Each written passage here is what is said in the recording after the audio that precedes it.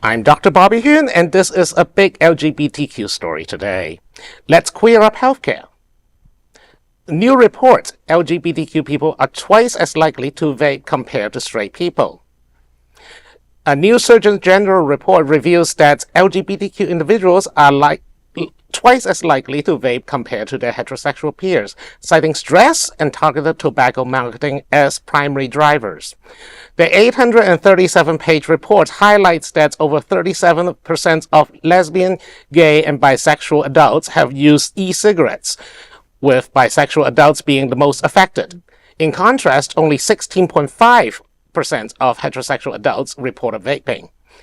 Smoking trends are also alarming, with 16.3% of LGBT adults smoking cigarettes compared to 12.5% of straight adults. Youth data shows similar disparities as 10.4% of LGBT teens regularly smoke, nearly double the 5.3% of heterosexual teens.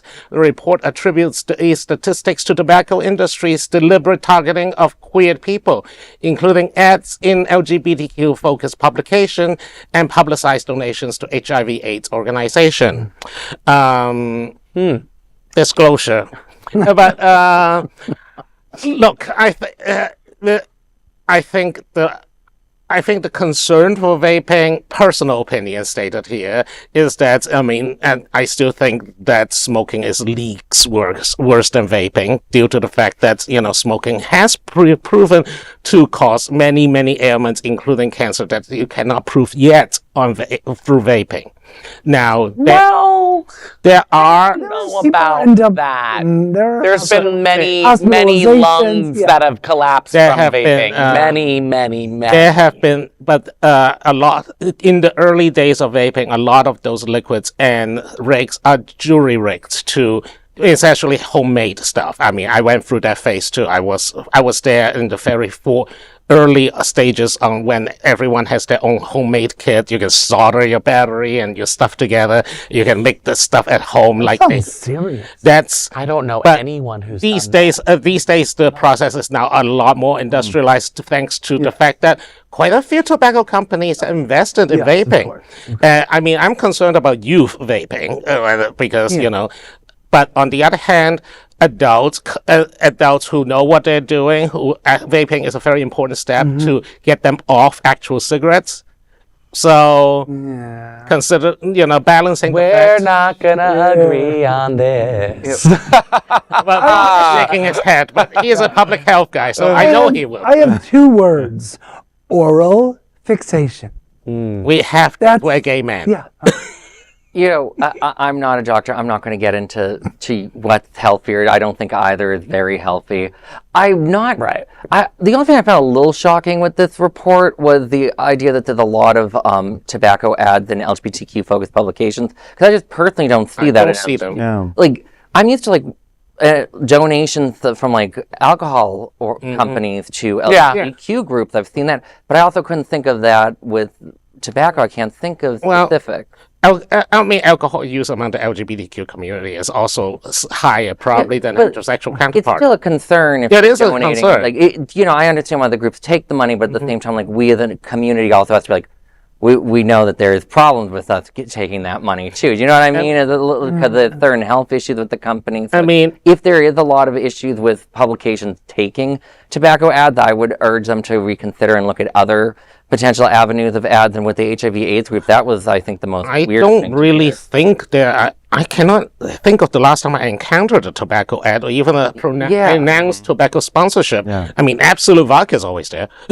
I can think of a few maybe THC-based sponsors that, were targeted at LGBTQ when I lived in California, and we were 19 steps ahead of everything that's happening here marijuana-wise, But I just think that, if we're thinking about why the LGBTQ and the queer community is higher in numbers, I don't think it has much to do with the marketing and targeting us as a community. I think it's we've all grown up with so much shit that it's like we took the 5 minutes to go have a cigarette when our family was bothering us, and we all like.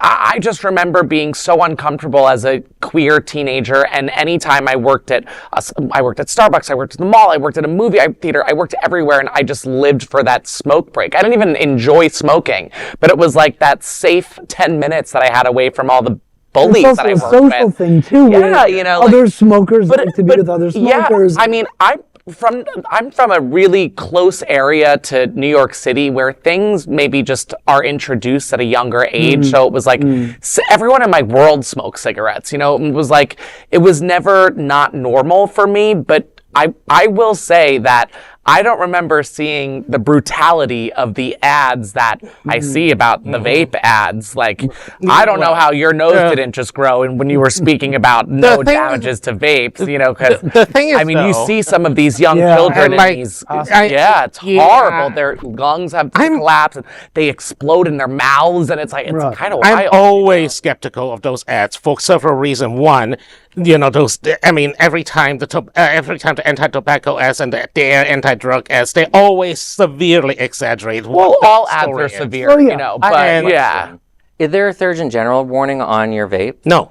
But what if on the box there was? That should be there absolutely is. Right there. There absolutely is. The warning is only Surgeon General warning. Nicotine is an addictive substance. It doesn't say what on every single electronic cigarette in any version that's out. There is a Surgeon General warning on it. There is not one. There's not one natural. There's not a holistic. There's not an organic. Any vape that produces anything, whether it's B52 shots to tobacco-based vape, has a general surgeon warning on it because it can explode. And That's like just a the fact. word addictive is a very bad word. Yeah. You don't want to ingest an Let me throw in another theory too for the smoking and why. I'm not talking theories. I'm talking facts, my friend. Okay. I'm not talking about. I'm not talking about the safety of this thing. Okay. But I'm talking about the residual or legacy of the HIV/AIDS crisis in terms of LGBT people smoking.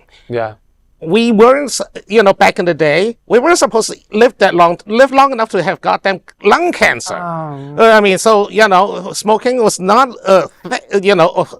smoking is 20 miles away from our mind. We are thinking about HIV/AIDS first. So accumulated over time, smoking become part of the culture that it's harder to shake on us than it is on our straight counterparts.